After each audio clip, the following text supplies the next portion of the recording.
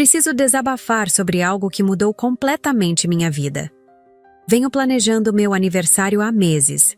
Não era só um jantar qualquer, mas algo especial que eu achei que significaria muito para todos. Reservei uma sala privada linda, naquele restaurante do centro que todo mundo sempre comenta que quer conhecer. Não foi barato. Tive que dar um depósito considerável só para garantir o espaço. Passei semanas certificando que o cardápio estava perfeito, que teriam opções para a alergia a glúten da minha prima e para a dieta vegetariana da minha melhor amiga. Até trabalhei com o restaurante para criar um coquetel exclusivo inspirado nas piadas internas com meus amigos.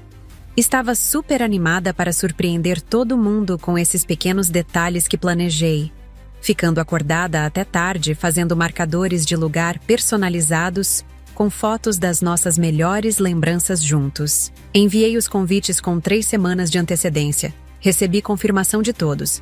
Meus pais, meu irmão, meus amigos mais próximos, até minha tia e meu tio com quem tenho bastante proximidade. Todos disseram que mal podiam esperar.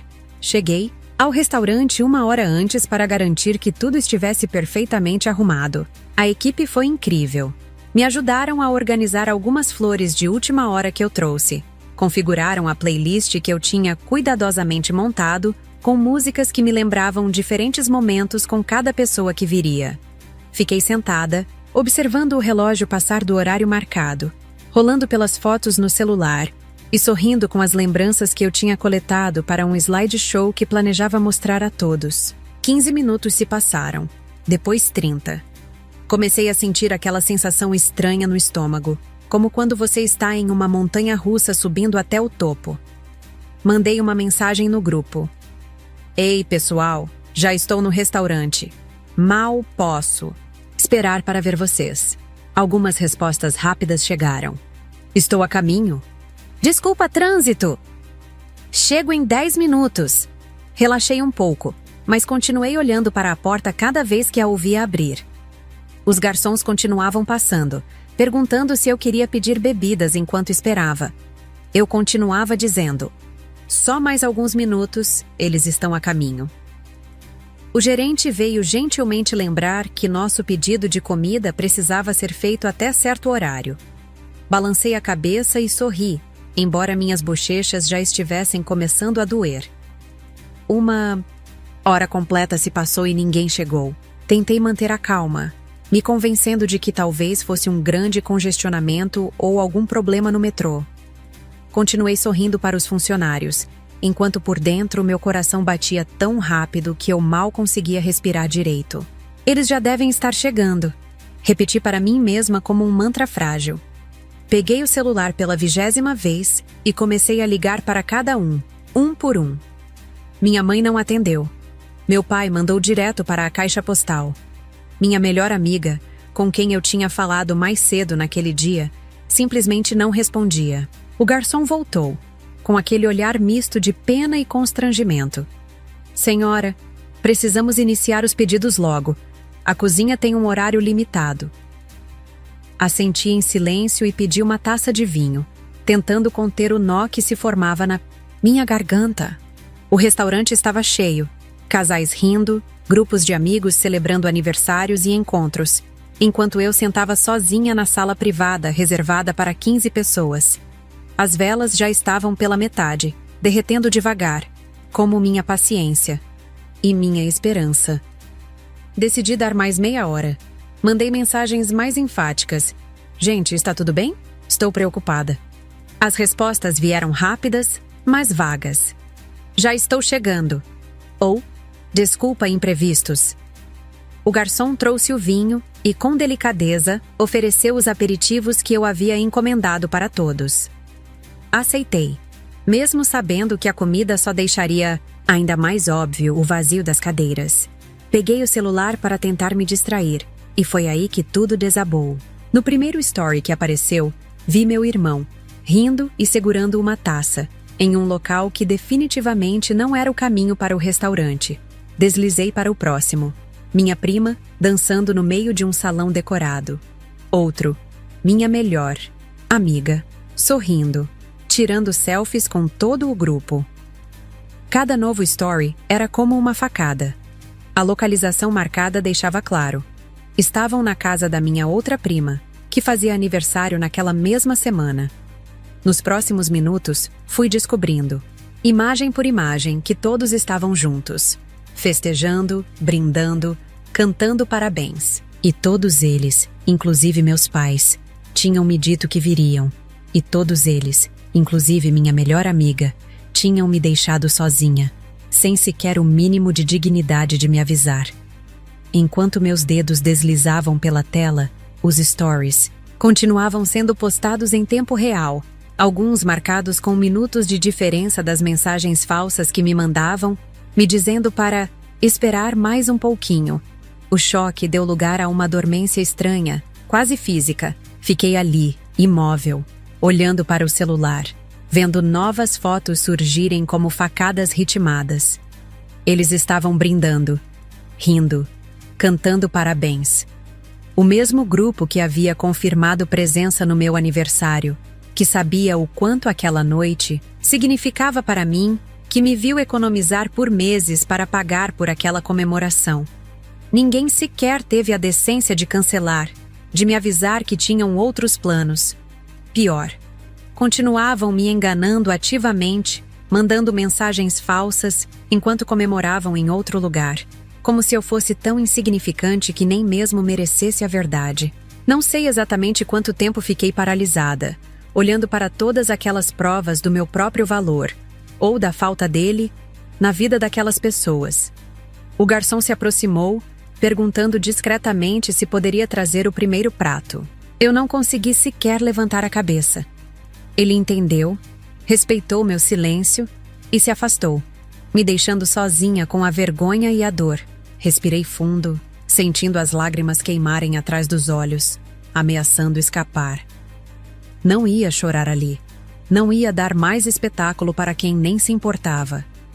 Chamei o gerente. Quando ele chegou, levei alguns segundos para conseguir falar. Mas quando finalmente abri a boca, a minha voz saiu com uma frieza controlada que até me assustou. Ninguém vai vir. Quanto devo pelo transtorno? O gerente, claramente desconfortável, tentou me oferecer um desconto, já que a cozinha principal nem havia começado a preparar os pratos, mas eu insisti em pagar o valor integral. Eu sempre cumpro minha parte dos acordos, mesmo quando os outros quebram sem pensar duas vezes. Assinei a conta, vendo o número que comprometeria minhas economias dos próximos meses. Deixei uma gorjeta generosa para a equipe, que tinha sido tão gentil comigo, e me despedi com um sorriso que não chegava nem perto dos meus olhos. Saí do restaurante sem pressa, sem lágrimas, sem drama. Aquela noite não seria o meu fim, seria meu recomeço. Ali, no silêncio mais doloroso da minha vida, entendi que amar não deveria doer tanto, e que respeito não se pede. Se conquista, se retribui. E eles nunca tinham feito isso. No Uber, a caminho de casa, a frieza inicial começou a derreter, dando lugar a uma raiva diferente de tudo o que já senti. Não era uma raiva explosiva, barulhenta. Era algo mais denso, pesado. Um veneno silencioso, frio, que se espalhava devagar pelo meu corpo.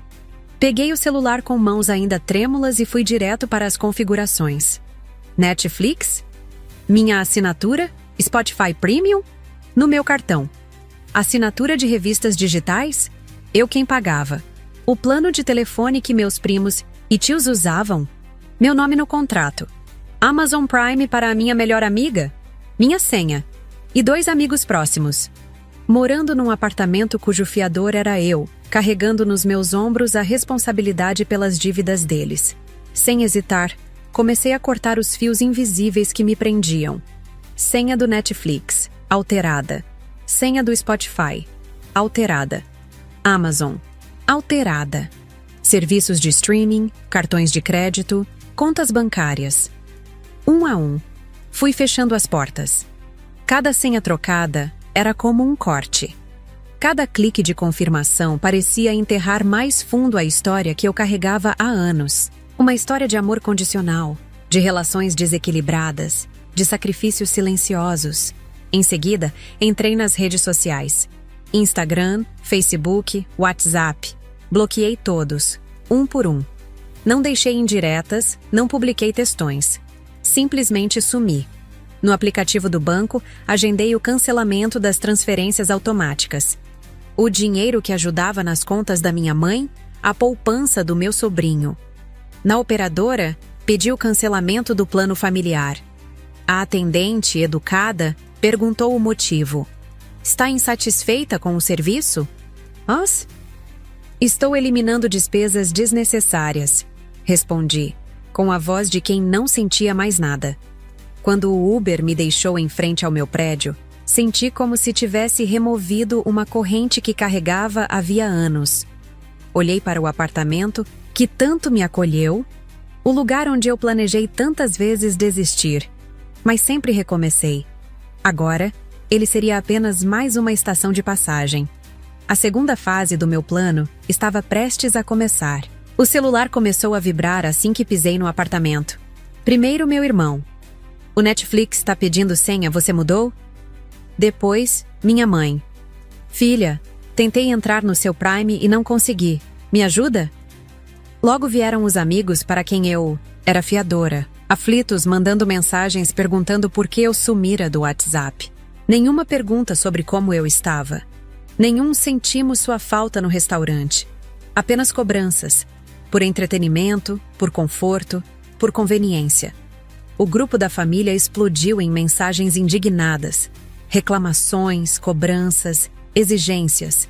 Todos incomodados com as consequências da minha ausência, mas ninguém disposto a olhar para a causa dela.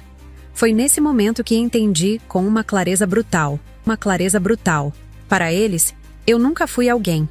Eu era um serviço, um número de conta, uma assinatura de streaming, uma rede de segurança. Deixei o celular vibrando em cima da mesa e fui até o guarda-roupa. Peguei a mala grande que usava para viagens. Comecei a dobrar roupas, a separar documentos, a escolher apenas o que realmente importava. Cada peça guardada era uma lembrança do que eu abdiquei para carregar o peso dos outros. Cada documento colocado era uma reafirmação de que, dessa vez, eu escolheria a mim mesma. Lembrei de todas as vezes em que mudei meus planos para atender às necessidades deles. Dos cursos que abandonei para ajudar financeiramente. Das viagens que cancelei para pagar contas que nem eram minhas. Das oportunidades que vi escorrerem pelos meus dedos porque sempre havia uma emergência familiar mais importante. Aquela noite no restaurante não foi o começo do fim. Foi apenas o reflexo de uma vida inteira em que eu fui tratada como garantida, até decidir que não seria mais. Fechei o zíper da mala com um estalo seco que ecoou pela sala silenciosa. Aquela era a última vez que eu empacotava minhas coisas para deixar minha vida de lado por alguém. Dessa vez, era por mim. A noite avançava e as ligações não paravam. Ignorei todas elas e continuei arrumando minha mala com calma. Entre as roupas, coloquei meus documentos, alguns objetos pessoais de valor emocional e meu notebook. Na mesa da sala, deixei todas as chaves extras que tinha dado a eles ao longo dos anos. Do meu apartamento, do carro que às vezes emprestava, do escritório. Ao lado, coloquei todos os contratos onde eu aparecia como fiadora ou responsável financeira. Não deixei nenhum bilhete, nenhuma explicação. Quem se importasse o suficiente para aparecer pessoalmente, encontraria aquelas pistas silenciosas do que estava acontecendo. Mas duvidava que alguém viria antes que eu terminasse de executar meu plano. Enquanto pegava os últimos itens, ouvi uma mensagem de áudio entrar no celular. Era da minha mãe, finalmente parecendo preocupada. Filha, o que está acontecendo? Você não atende, não responde. Tentamos te ligar do restaurante mais cedo, mas você já tinha saído. Aconteceu alguma coisa? Respirei fundo ao ouvir aquela mentira descarada. Eles nem sequer tiveram a decência de assumir que estavam em outro lugar. Continuavam com a farsa, mesmo após eu ter visto tudo nas redes sociais. Foi a confirmação, final de que estava tomando a decisão certa. Deixei o áudio sem resposta e terminei de arrumar minhas coisas. O barulho do zíper da mala fechando soou como um ponto final. Em poucas horas, eu estaria longe dali, longe deles, livre daquele ciclo de dar sem receber nem mesmo o básico em troca. No momento em que peguei as chaves para sair, uma última mensagem chegou. Era do meu irmão. O texto dizia simplesmente: "Você pode transferir o dinheiro do aluguel? Estou apertado esse mês." Sem cumprimento, sem perguntar como eu estava. Apenas mais um pedido. Desliguei o celular sem responder. Antes de sair, fiz uma última verificação no computador. Acessei minha conta bancária e vi o quanto tinha economizado nos últimos anos. Não era uma fortuna, mas seria suficiente para recomeçar em outro lugar, longe dali. Transferi todo o dinheiro para uma conta que ninguém da família conhecia, que abri secretamente meses atrás quando comecei a pensar em independência. Acessei também os e-mails das imobiliárias onde eu era fiadora de amigos e parentes, enviando notificações formais de que não renovaria os contratos de garantia quando vencessem. Escrevi para a escola onde ajudava a pagar a mensalidade do meu sobrinho, informando sobre o encerramento das contribuições. Um por um, fui cortando os laços financeiros que me prendiam àquelas pessoas. Não era vingança, era libertação. Cada e-mail enviado, cada vínculo cortado, me fazia sentir mais leve, como se estivesse removendo pesos invisíveis que carreguei por anos. Terminei de apagar os rastros digitais, desativando contas de redes sociais que podiam ser rastreadas. Criei novos e-mails com nomes diferentes para recomeçar minha vida online sem conexões com o passado. No meu telefone, instalei aplicativos de banco novos, vinculados apenas à conta secreta. Enquanto fazia isso, mensagens continuavam chegando, no celular antigo, que agora estava jogado no sofá. Não precisava ler para saber que eram mais cobranças disfarçadas de preocupação. A decisão estava tomada e cada passo que eu dava em direção à porta me enchia de uma determinação silenciosa. Olhei uma última vez para o apartamento. Tantas memórias, tantos momentos em que abri aquele espaço para pessoas que, no fim, nunca me valorizaram de verdade. Fechei a porta sem olhar para trás. No corredor, encontrei minha vizinha idosa, a única pessoa que genuinamente perguntava como eu estava quando me via. "Vai viajar, querida?" ela perguntou, notando minha mala. "Estou indo encontrar minha verdadeira vida." Respondi com um sorriso sincero, o primeiro da noite. O Uber me deixou na rodoviária pouco depois da meia-noite. Comprei uma passagem para uma cidade a algumas horas dali, grande o suficiente para me perder na multidão, longe o suficiente para não esbarrar com ninguém conhecido. Enquanto esperava pelo ônibus, liguei brevemente o celular antigo para ver se havia alguma mensagem diferente, algum sinal de que alguém realmente sentiu minha falta na festa de aniversário. Não apenas a falta do que eu proporcionava materialmente. Havia dezenas de notificações, mas todas seguiam o mesmo padrão. O que houve com a Netflix? Por que cancelou o plano de celular? Preciso que você transfira o dinheiro do aluguel urgente. Minha mãe tinha enviado uma mensagem mais longa, reclamando que eu estava sendo dramática e que não era para tanto. Sem nem mesmo mencionar o que era tanto.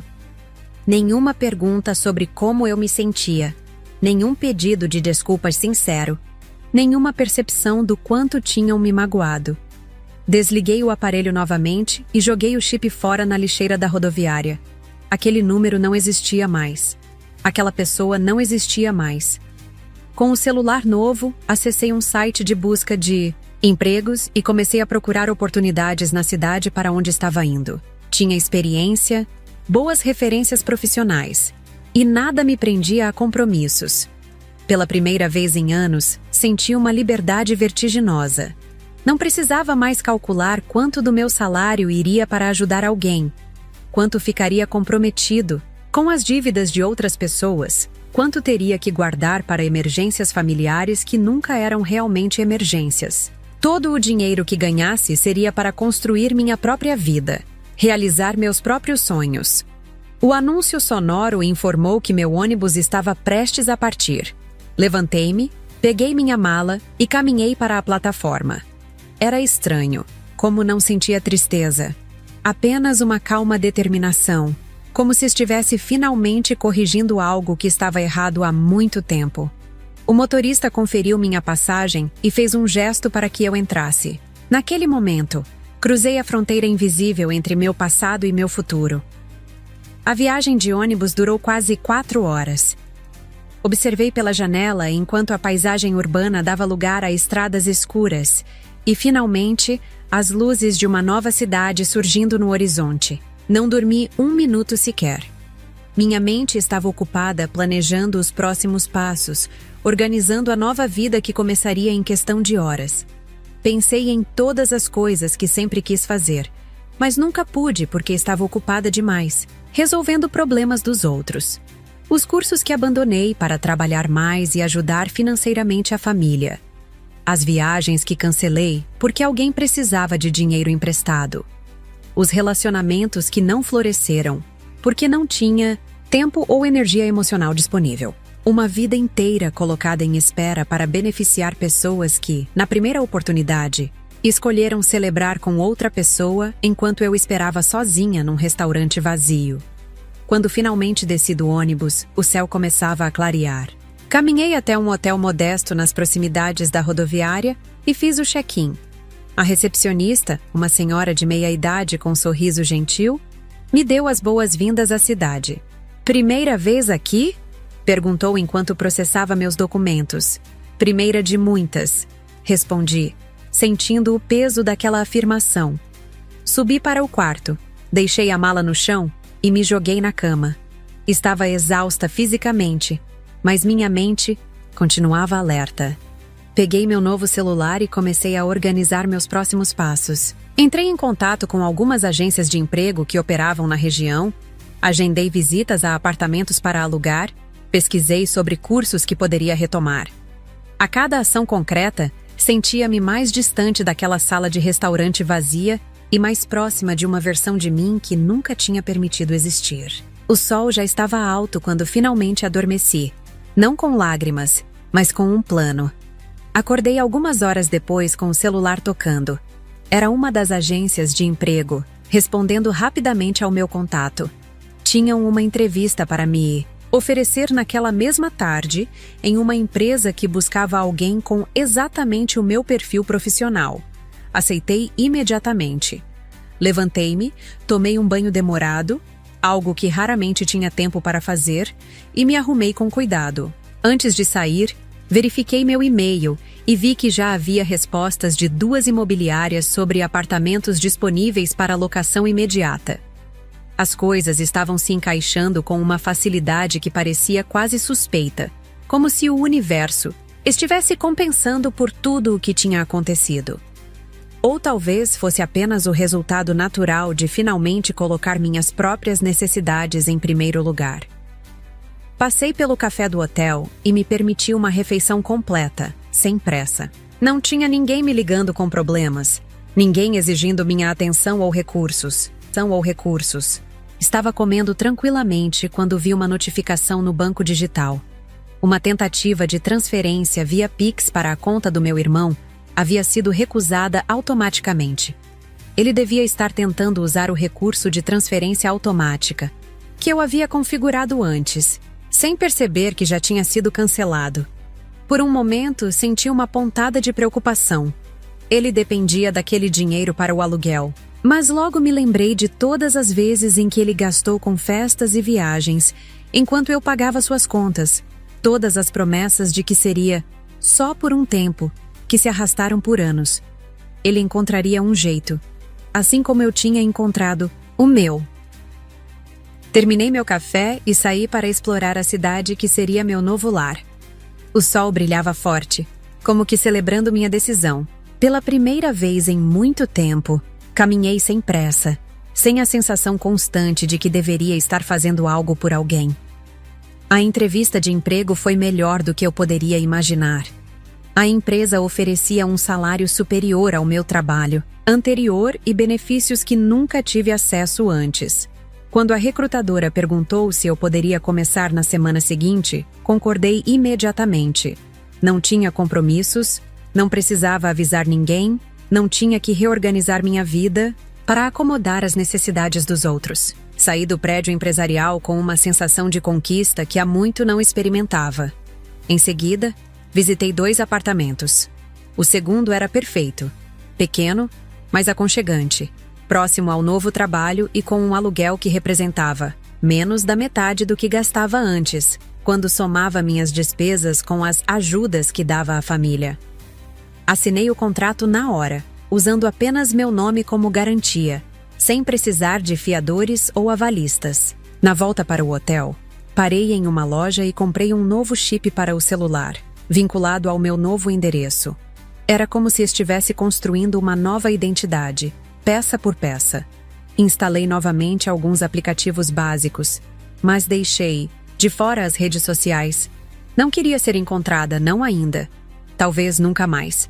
Enquanto caminhava pelas ruas desconhecidas, pensava em como estava reconstruindo minha vida em questão de horas. Sempre achei que seria um processo doloroso, traumático, cheio de choro e arrependimento. Mas a verdade é que me sentia estranhamente em paz. Como se cada passo me levasse para mais perto de quem eu deveria ser, longe de quem me tornei para agradar pessoas que nunca realmente se importaram. No hotel, aproveitei para fazer uma ligação que vinha adiando, para meu antigo chefe. Expliquei que estava me desligando imediatamente por motivos pessoais. Ele pareceu surpreso e tentou me convencer a ficar, oferecendo até um aumento, mas minha decisão estava tomada. Não havia dinheiro que me fizesse voltar para uma vida onde eu existia apenas para servir aos outros.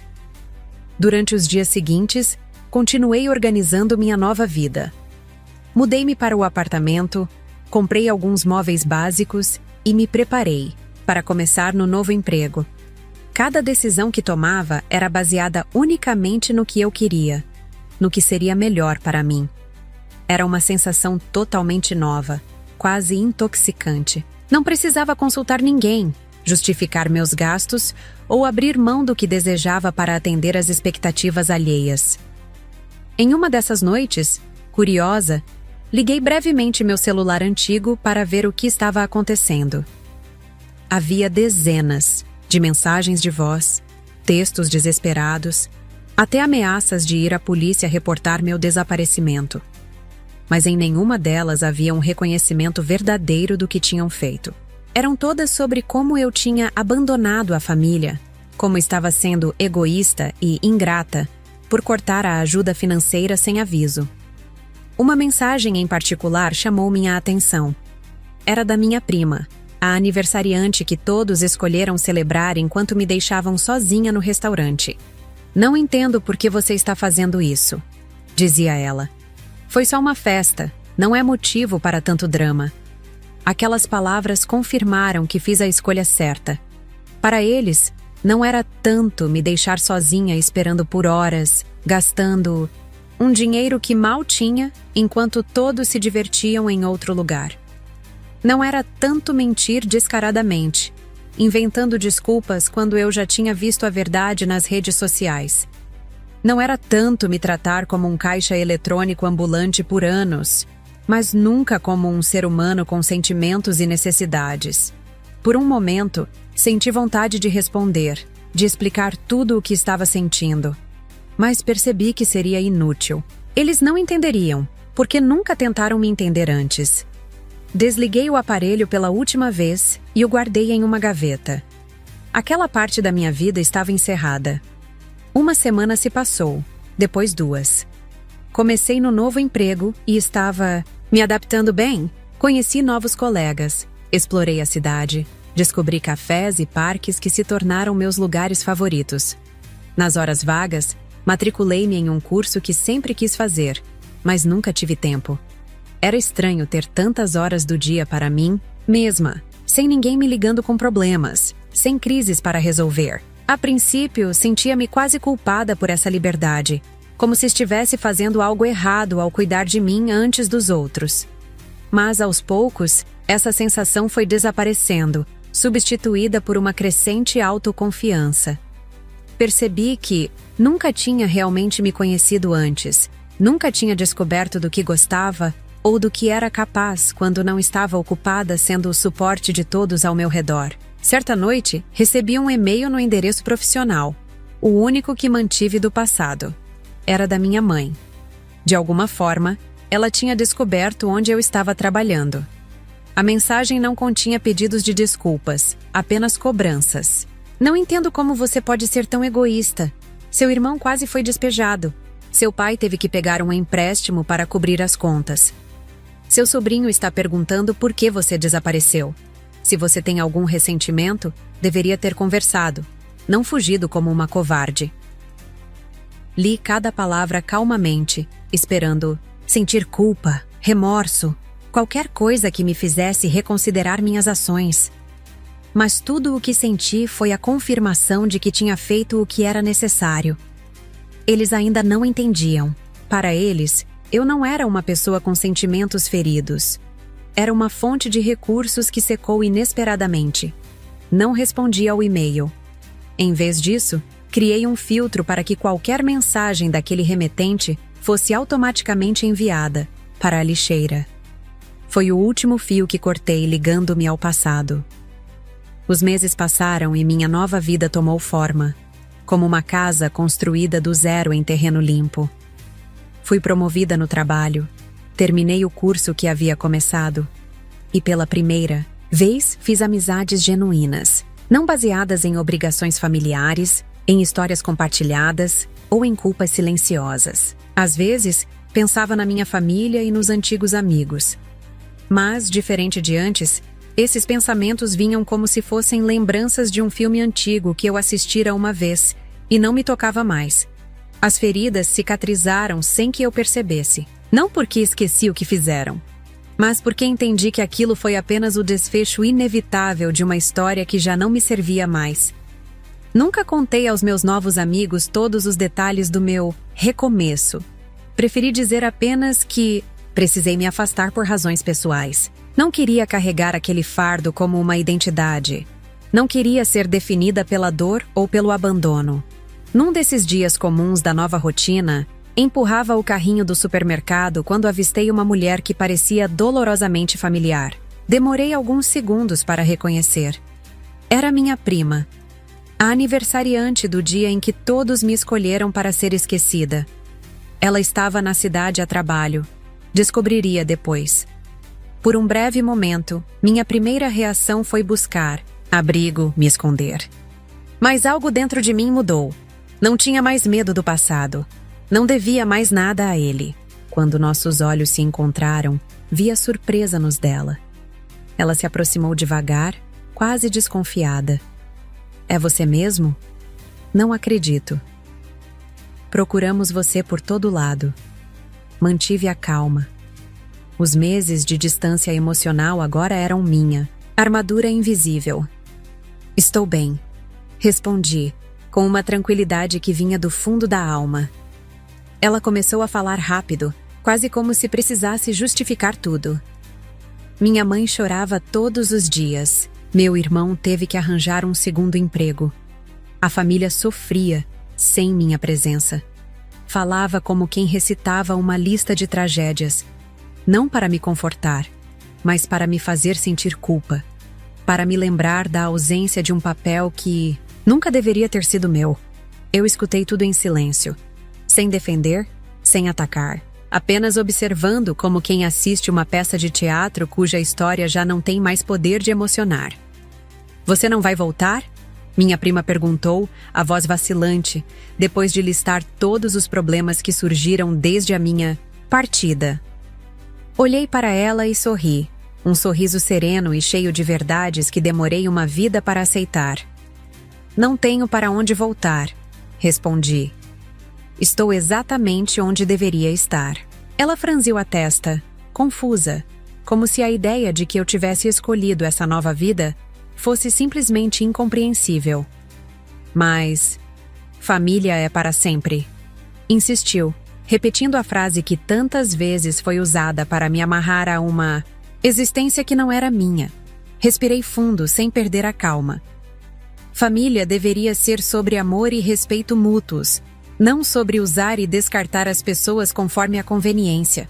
Minha voz não tinha raiva, só uma firmeza imbatível, construída tijolo por tijolo através de tudo o que sobrevivi. Foi só uma festa, ela murmurou, numa última tentativa de minimizar tudo. Balancei a cabeça.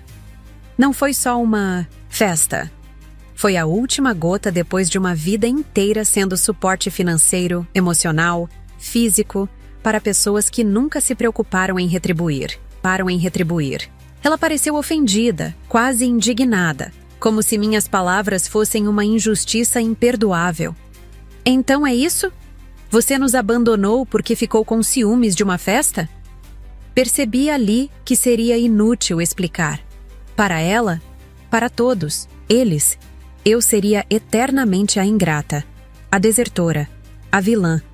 Eles jamais entenderiam que não era sobre uma festa, era sobre tudo o que a festa simbolizou.